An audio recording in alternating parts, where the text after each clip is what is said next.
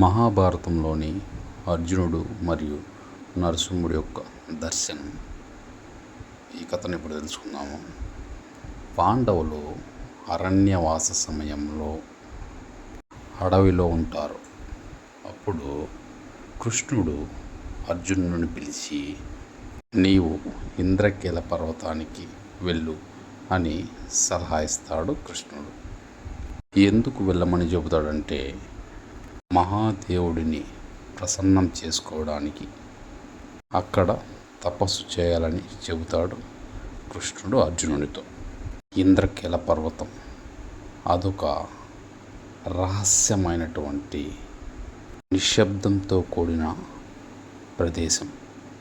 అక్కడ పక్షులు కూడా భయంతో కదలకుండా కూర్చుని ఉంటుంది. అక్కడ అర్జునుడు రాళ్లతో చేసినటువంటి చిన్న ఆశ్రమం దగ్గరకైతే వెళతాడు. అక్కడ గంగాజలం తీసుకుని తన ఒంటిని శుద్ధి చేసుకుంటాడు అర్జునుడు. గాంధీవాన్ని పక్కన పెట్టి ధ్యానమైతే మొదలు పెడతాడు అర్జునుడు. ఇలా ధ్యానంలో కొన్ని రోజులు గడుస్తాయి. అర్జునుని యొక్క శరీరం అయితే బలహీనపడుతుంది, కానీ అతని యొక్క మనసు మాత్రం దృఢంగా, అంటే గట్టిగా ఏర్పడుతుంది. అర్జునుడిని చూసినటువంటి దేవతలు అతని యొక్క సంకల్పాన్ని పరీక్షించాలని అనుకుంటారు. అర్జునుడు తపస్సు చేసేటువంటి దగ్గరలో రాక్షసులు అలాగే జంతువుల రూపంలో వచ్చి అర్జునుడిని అయితే భయపెడతారు దేవతలు. ఇప్పుడు కూడా అర్జునుడు భయపడకుండా, కళ్ళు తెరవకుండా ధ్యానంలో అయితే నిమగ్నమై ఉంటాడు. ఆ సమయంలో ఒక్కసారిగా ఆకాశం చీకటిగా మారుతుంది. మెరుపులైతే ఆకాశంలో గర్జిస్తాయి. ఘోరమైనటువంటి గాలులు వీచి చెట్లనైతే పడదోస్తాయి. అదే గాలిలో నుంచి ఒక పెద్ద వానర రూపమైతే ప్రత్యక్షమవుతుంది.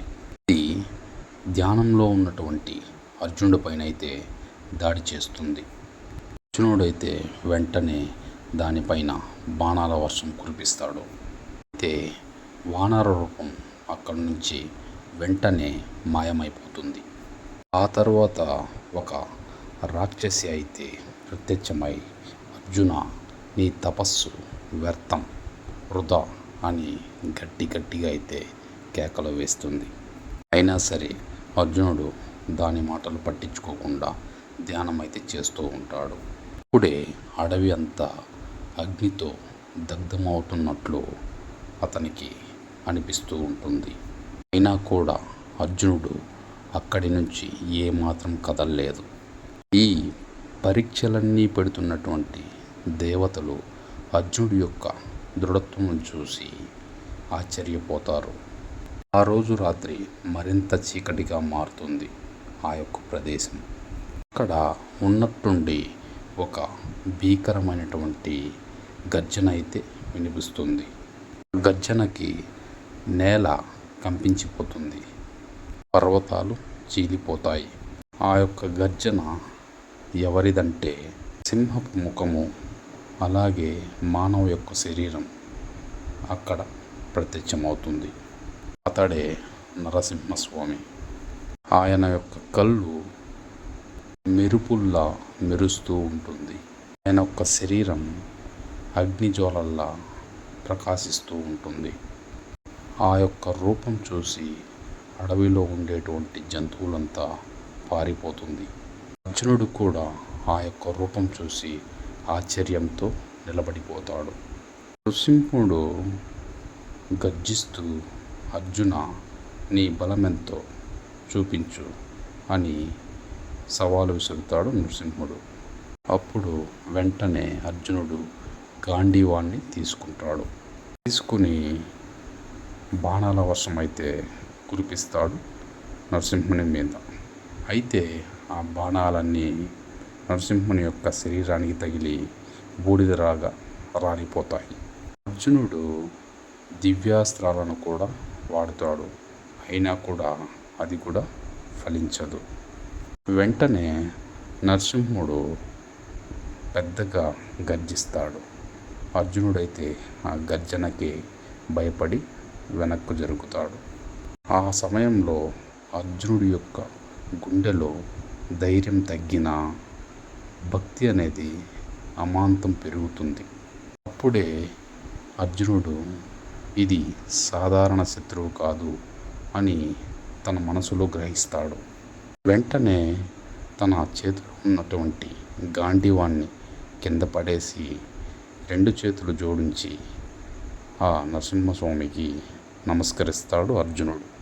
భగవంతుడా, ఇది నీ పరీక్ష అయితే నేను నీ సేవకుణ్ణి అని చేతులు జోడించి నమస్కరిస్తాడు అర్జునుడు. అప్పుడు నరసింహుడి యొక్క ముఖంలో సౌమ్యభావం అనేది కనిపిస్తుంది. కళ్ళల్లో అగ్నిభావం అనేది తగ్గుతుంది. ఆయన యొక్క స్వరం అనేది మృదువుగా మారుతుంది. వెంటనే అర్జున, నీ భక్తి, నీ ధైర్యం నన్ను సంతోషపరిచాయి అని చెబుతాడు నరసింహుడు. మాటలకి అర్జునుడు మోకరిల్లి నమస్కరిస్తాడు. నరసింహుడు అర్జునుని పైకి లేపి ఆశీర్వదిస్తాడు. ఈ ధర్మమే నీకు విజయాన్నిస్తుంది అర్జున అని చెబుతాడు.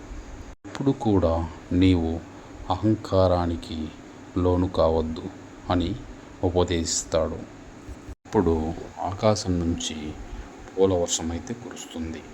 దేవతలు గానం చేస్తారు. ఇప్పుడు అర్జునుడి యొక్క శరీరం దివ్యకాంతితో మెరవడం మొదలవుతుంది. నరసింహుడు ఇంకా అయితే ఉపదేశిస్తాడు. అర్జున, బలం మాత్రమే కాదు, వినమ్రత కూడా చాలా అవసరం అని చెబుతాడు. అంతేకాకుండా నీ అహంకారమే నీ యొక్క శత్రువు అని చెబుతాడు. ఆ మాటలకి అర్జునుడు వినమ్రంగా తలదించుకుంటాడు. అప్పుడు ఆ సమయంలో అర్జునుడి యొక్క మనసులో కొత్త శక్తి అనేది ప్రవహిస్తుంది. అర్జునుడు కన్నీళ్లు పెట్టుకుని ఆ యొక్క నరసింహుడికైతే మరలా ఒకసారి నమస్కరిస్తాడు. నరసింహుడు చిరునవ్వుతో అయితే నిలుస్తాడు. ఆయన యొక్క రూపమైతే ఆకాశమంతా నిలిచి ఆకాశంలో కలిసిపోతుంది. అక్కడ అడవి అనేది మళ్ళీ ప్రశాంతంగా మారుతుంది. వెంటనే అక్కడ ఉన్నటువంటి చీకటి పోయి ఆకాశంలో చంద్రుడైతే దివ్యకాంతితో వెలుగుతాడు. అర్జునుడు మళ్ళీ ధ్యానంలో కూర్చుని ఆ యొక్క మహాదేవుణ్ణి అయితే స్మరిస్తూ ఉంటాడు. అక్కడ తపస్సు ముగించిన తరువాత కురుక్షేత్రానికి వెళ్ళినటువంటి అర్జునుడు శ్రీకృష్ణుడితో అక్కడ ఇంద్రకీలం వద్ద జరిగినటువంటి సన్నివేశాలన్నీ కృష్ణుడితో అయితే చెబుతాడు అర్జునుడు.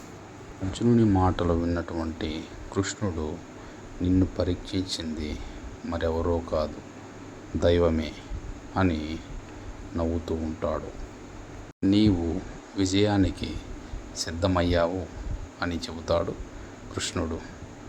అంటే దేవతలు రాక్షస రూపంలో వచ్చి అర్జునుని తన యొక్క ధ్యానాన్ని భంగపరిచి అతని యొక్క దృఢ సంకల్పాన్ని దెబ్బతీయాలని అనుకుంటారు.